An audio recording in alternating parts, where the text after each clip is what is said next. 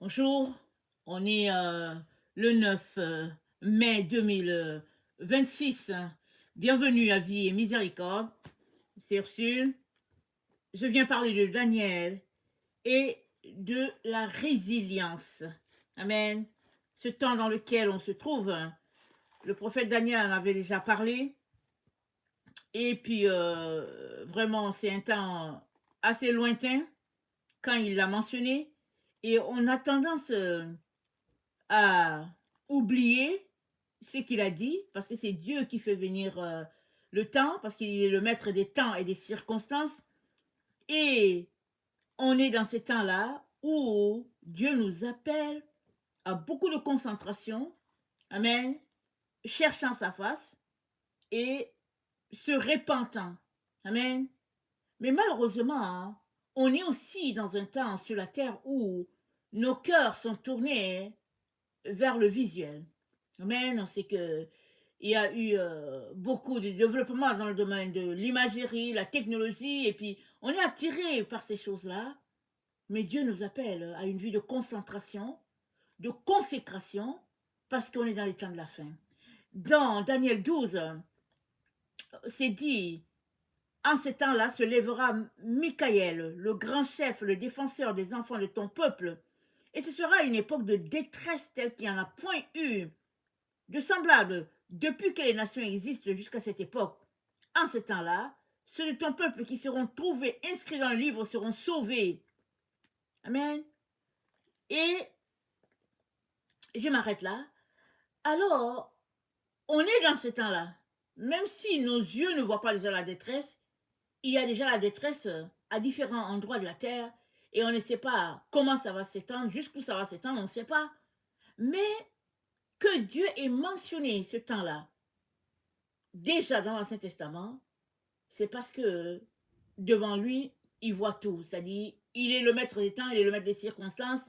Il n'y a pas quelque chose de caché à ses yeux. Et déjà, il nous disait déjà de nous apprêter, de nous préparer. Et nous sommes dans ce temps-là, n'est-ce pas, qui annonce ces détresses-là. Et le Seigneur nous rappelle ce qu'il a dit à Daniel. Il a dit que la connaissance augmentera. Dans le temps où Daniel a reçu les révélations, il était choqué, il ne comprenait pas grand-chose à tout ce qui se passait, mais on voit que dans ces révélations, il demande à l'ange qu'est-ce qui se passe, et puis l'ange essaie de le situer. Amen. Et dans Daniel 12 au verset 4, il a été dit à Daniel, tiens ces paroles-là secrètes, message très très important, la connaissance va augmenter. C'est-à-dire, de plus en plus, Dieu va nous apporter de la révélation, on va mieux comprendre ce qui se passe.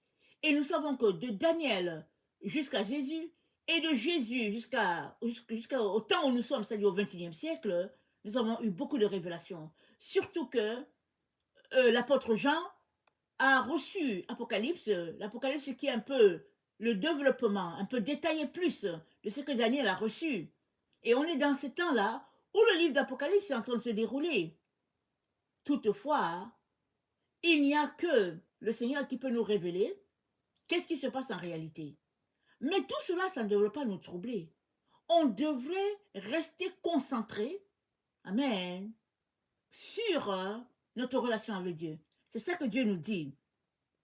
Alors, il nous appelle à prier, à chercher sa face, parce que il a placé l'Église sur la terre afin que l'Église reçoive révélation et que l'Église informe, n'est-ce pas, la population. Pourquoi? Parce qu'il y a des prophéties qui sont dans la Bible qui vont s'accomplir. Il y a des prophéties qui sont telles que fais quoi, ça va s'accomplir. Il y a d'autres prophéties qui sont là, mais si nous prions, amen, Dieu est capable d'intervenir. Alors, la prophétie dans Jérémie 6, Jérémie 6 au verset 19, voilà ce qui est dit.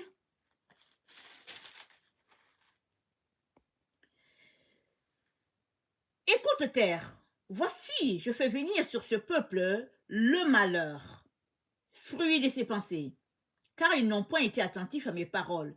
Ils ont méprisé ma loi.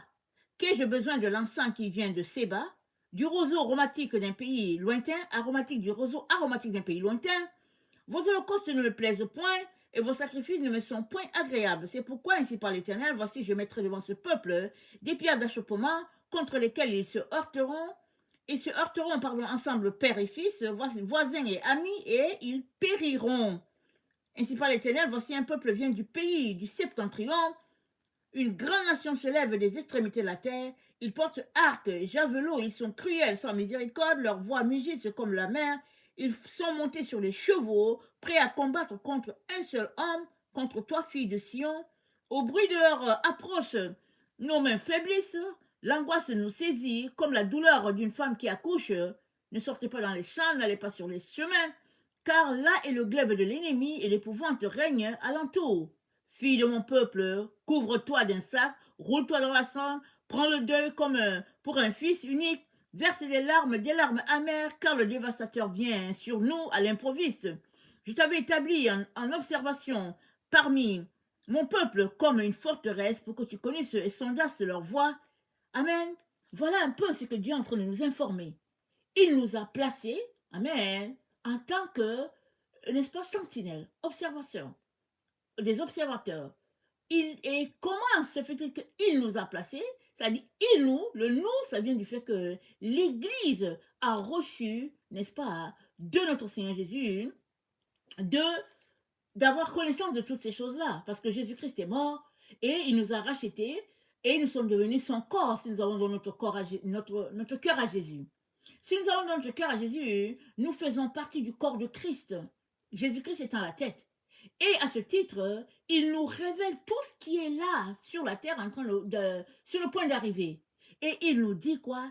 Il dit, prends le sac, roule-toi dans la cendre et puis prends le deuil et puis pleure. Qu'est-ce qu'il est en train de dire? Il est en train de dire, répands-toi.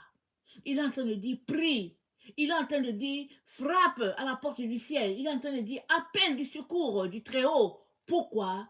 Parce que le dévastateur arrive.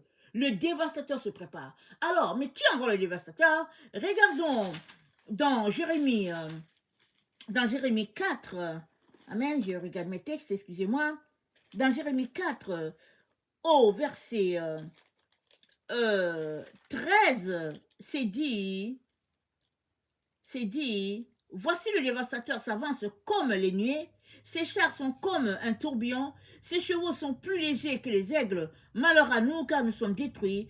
Purifie ton cœur du mal, Jérusalem, afin que tu sois sauvé. Jusque quand garderas-tu dans ton cœur des pensées iniques?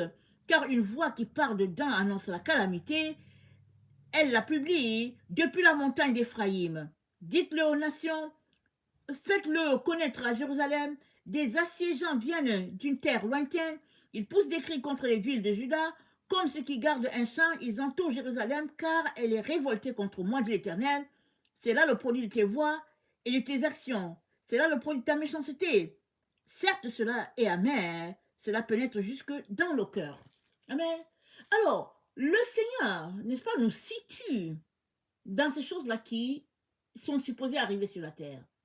Toutefois, quand il parle de Jérusalem, quand il parle de fille de Sion, quand il parle tout ce qu'il dit, il est tout simplement en train d'appeler tous ceux-là qui ont donné leur nom à Jésus de se réveiller, afin que non seulement Dieu puisse leur épargner ce qui est sur le point d'arriver sur la terre, mais aussi épargner à toutes les personnes qu'ils vont avertir. Et on est dans ces temps-là. Amen. Il suffit juste qu'on regarde autour de nous, on va voir ce qui se passe. Parce qu'il y a aussi une prophétie, n'est-ce pas, qui est établie, qui vient aussi de la part de Dieu, que Dan, n'est-ce pas, va tout simplement être comme un serpent, en train de faire tomber, en train de vouloir faire tomber le cheval en pleine course. Alors Dan, c'est une tribu, n'est-ce pas, de Jacob. Et c'est dit quoi? C'est dit que Dan va juger son peuple. Pourquoi Dan va juger son peuple? Parce que Dan a marché à l'obéissance au Dieu d'Israël. Dan, c'est un des fils de Jacob. Il a obéi, il a marché, il était avec ses frères, ils étaient 12. Mais ses descendants se sont retrouvés à s'unir, n'est-ce pas, à la descendance d'Ismaël. Si bien que Dan se retrouve égaré, en train, n'est-ce pas, de s'aimer la zizanie dans sa propre famille, sans vraiment le réaliser. Alors Dieu dit, c'est ça qui va arriver, mais il dit, réveille-toi. Question de dire, ouvre tes yeux, et puis tire bien tes oreilles là, pour savoir qu'est-ce qui se passe. Réveille-toi, parce que Dieu a une oreille attentive pour qui crie vers lui. Il dit que celui qui a des oreilles entende ce que l'Esprit dit aux églises. Alors, on est dans ce temps-là où Dieu nous dit de nous réveiller parce que on est dans les temps de la fin. Maintenant, qu'est-ce qui empêche, n'est-ce pas, l'humanité de se réveiller? Ça se trouve que Jérémie 6, le verset 13 nous situe un peu de ce qui se passe en réalité. Jérémie 6, le verset 13 nous dit « Car depuis le plus petit jusqu'au plus grand, tous sont avides de gain, depuis le prophète jusqu'au sacrificateur, tous usent de tromperie. » Amen. C'est ça qui fait que le peuple est détourné de Dieu. Amen. Et Dieu nous dit, l'autre verset, il dit, je t'avais établi comme observation, en observation parmi mon peuple, comme une forteresse, pour que tu connaisses et sondasses leur voix. Ils sont tous des rebelles, des calomniateurs, de l'airain et du fer. Ils sont tous corrompus. Et voilà un peu ce qui fait que on ne cherche pas Dieu. Tout le monde est corrompu. Il n'y a pas un qui ne l'est pas.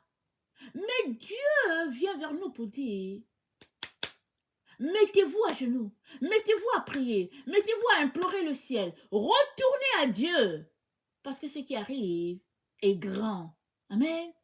Alors, Dieu ne l'aurait pas prophétisé. Il ne nous aurait pas dit, hé, apprêtez-vous, si ce n'était pas ça. Par contre, le même Dieu dit, si mon peuple, ceux qui invoquent mon nom, s'humilie, prie et cherche ma face, je l'exaucerai des cieux, son pays je guérirai. Alors c'est pourquoi aujourd'hui encore le Seigneur vient nous encourager, amen, à nous unir comme une seule personne, à prier, à implorer le trône, n'est-ce pas? Parce que Dieu, il sonde les cœurs et les reins. Et il va nous épargner. Il est donc important, n'est-ce pas, qu'on se tourne vers lui. Souvent, les gens vont dire, ok, moi je vais voir ce qui va arriver, mais non, je vais d'abord aller prendre l'argent qui est là, je vais d'abord aller prendre l'or qui est là, je vais aller d'abord prendre le trésor qui est là avant de revenir. Mais malheureusement, on ne sait pas quand est-ce que ces choses vont arriver. On sait seulement que Dieu nous dit de nous réveiller, d'avoir les yeux bien ouverts, parce que on est dans des temps très intenses, des temps, comme dit, de résilience. Il est donc important qu'on se tourne vers Dieu et que c'est à lui qu'on ait pleuré afin qu'il nous fasse grâce. Amen. Que le Seigneur bénisse sa parole et que nous puissions, n'est-ce pas, nous tourner à ses pieds afin qu'il puisse nous exaucer. Amen. Maintenant, as-tu donné ta vie à Jésus? Si tu ne l'as pas encore fait, ça commence par là. Amen. C'est important que tu ouvres ta bouche, que tu dises à Jésus d'être ton Seigneur et ton Maître. Et lui, il va venir faire sa demeure en toi et t'aider à passer à travers ces temps-là dans lesquels nous nous trouvons. Parce que c'est lui seul qui peut mettre la main, amen, sur toi pour que tu sois protégé. Quand Israël était dans la cour de Pharaon, on peut le dire ainsi, à la merci de Pharaon, et puis Israël ne savait pas comment elle allait s'en sortir. Et Dieu a dit à Israël, mettez le sang de l'agneau devant vos portes. Et quand l'ange de la mort passera, partout où sera le signe du sang, cette famille sera épargnée. Et c'est ça qui s'est passé. Alors on ne sait pas, n'est-ce pas, comment les choses vont se passer. Tout ce qu'on sait, c'est que une fois que tu donnes ta vie à Jésus, le sang, n'est-ce pas, de Jésus te marque à tout jamais. Et Dieu est ta protection. Et tu as besoin de cette protection-là dans ces temps où nous nous trouvons. Amen. Alors, ça ne sert à rien d'endurcir le cœur et puis de pratiquer, n'est-ce pas, une certaine arrogance. C'est tout simplement le temps de crier à Dieu. Et puis, Dieu seul peut te sauver. Amen. Dieu seul peut te sauver. Alors que le Seigneur, n'est-ce pas, te donne de prendre la meilleure décision, c'est-à-dire d'appartenir à Jésus. Que le nom de notre Dieu soit béni. Amen. Alléluia.